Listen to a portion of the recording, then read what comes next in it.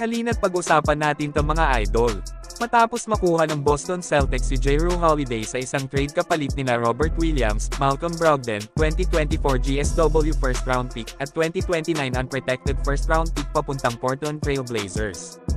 Na ang dahilan nga kung bakit binitawan pa rin si Jrue Holiday ng Portland ay mas target nila kasi ngayon ang mga young players at draft picks para sa kanilang rebuilding process. Na inaasahan na rin na ang Boston ngayon ay mas mabigat at malakas ang kanilang bagong lineup na kasama sila Jason Tatum, Kristaps Porzingis, Jaylen Brown, Al Horford at Jrue Holiday na isang perimeter defender na may championship experience. Kumpara dati sa nakaraang season na ilang beses lang nilalampaso ng Miami Heat ang Boston sa Eastern Conference Finals.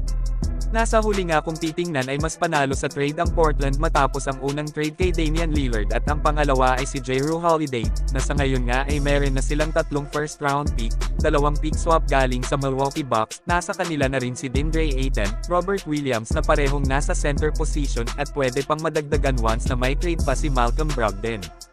Habang sa Gilas Pilipinas naman ay nagkaroon na ng comparison ang mga fans sa Jordan Clarkson at Justin Brownlee, matapos matalo ang Gilas noon kontra sa Jordan kung saan nag-struggle talaga si JB dahil sa mahigpit na depensa sa kanya ni RHJ. Gayunpaman pagdating sa buong quarter ay umiscore pa rin nga si Brownlee ng 22 points ngunit kitang-kita ang advantage ng Jordan import sa laban na to matapos tambakan ang Gilas sa score na 87-62.